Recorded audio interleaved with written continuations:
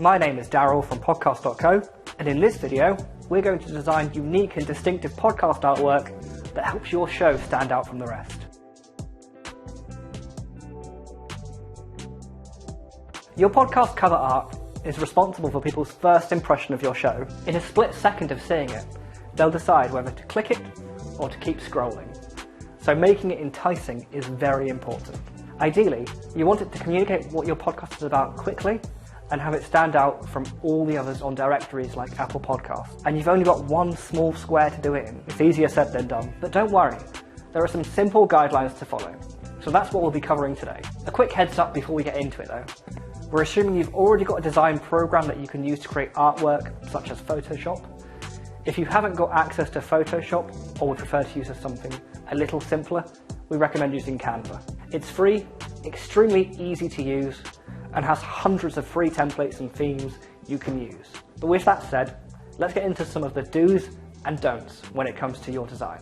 Firstly, make sure your artwork is a good visual representation of your audio content. The point of your podcast artwork is to attract people who want to hear what you have to say. So you want to give a decent idea of the podcast at a glance. It's got to convey two things: what the podcast is about and what kind of podcast it is, / what tone it has. Is it a comedy, a mystery, a serious advice podcast? Whatever the answer is, the cover art should reflect that. You want to show what's unique about your podcast. Figure out what makes your podcast perfect for your target audience and represent that visually. Take How to Money as an example. It gives financial advice to regular people, the kind that you don't need an economics degree to understand. So it has banknotes in the background as symbols for money. It also shows they're making finance approachable, with a friendly image of two hosts presented in a cartoonish style. There's no need to invent an entirely new image or concept. It's not the most original idea in the world to use banknotes in a podcast about finance. The important thing is how you combine the different symbols and design themes into one unique image. Next, make sure you meet the standard podcast directory image specifications. The good news is, pretty much every podcast directory has the same specs. Follow the requirements for Apple Podcast and you should be good to go. That means your podcast logo needs to be a square and it needs to be between 1400 by 1400 and 3000 by 3000 pixels in size. The closer you are to 3000 by 3000, the better. You're less likely to have to update your image for future if the specs change again, and your image will be a much better quality. Your art also has to have 72 dpi resolution, and it must be in the RGB color space. However, you shouldn't have to worry about these too much. Just make sure any images or icons you plan on using don't look grainy or low res, and you'll be fine. In addition to these specifications, there are also a few other rules you'll need to follow.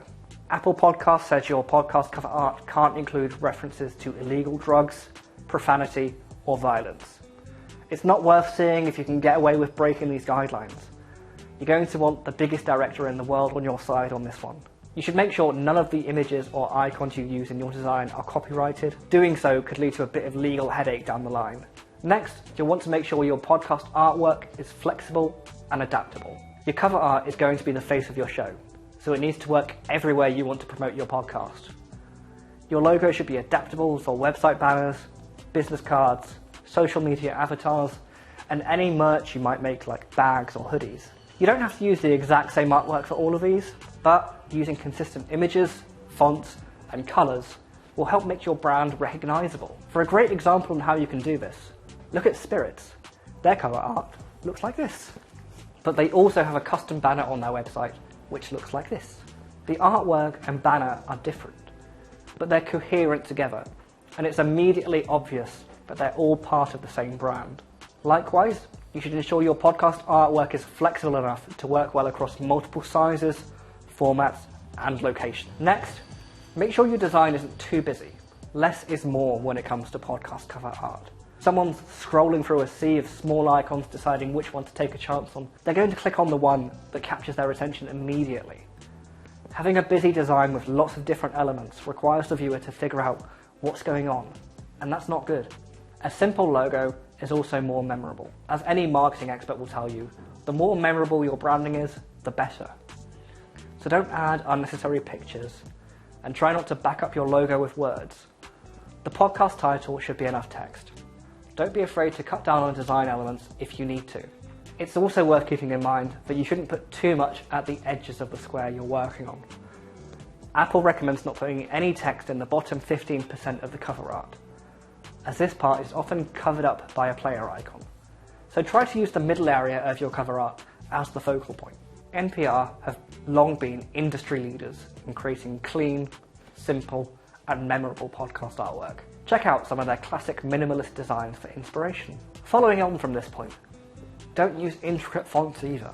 It's easy to get carried away trying to make your podcast title look fancy and exciting, but the number one priority with any words in your logo is that they're legible. This has got to be true even when the logo is shrunk down to a small icon for a phone screen.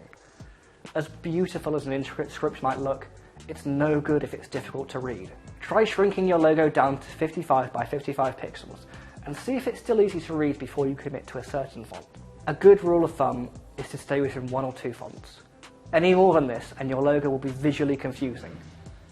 Most of the time, one well-chosen font is more than enough. But if you're going to use 2, make sure the overall look is coherent. Another thing to avoid is fonts that have become too overused. There's nothing wrong with going old school with your lettering, but try to stay away from Arial, Times New Roman, and Helvetica. They're too common, and everyone's already got other brands and connotations they've associated with these particular styles. Going for something a bit different will make your podcast logo much more distinctive.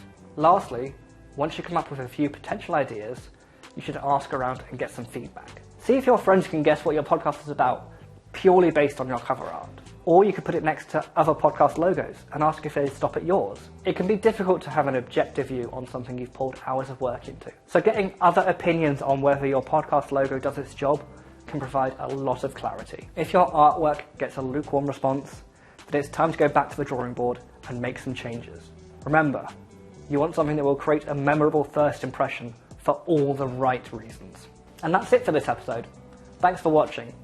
If you found this helpful, please consider hitting that like button. And if you do have any questions about podcast artwork, drop them down below. Lastly, we're going to be publishing a new episode in the Podcast Lab series every week. So make sure to subscribe so you can catch all the latest tips and guides on how to create audio worth listening to. See you next time. Want to skip the learning curve and launch a top-tier podcast right off the bat?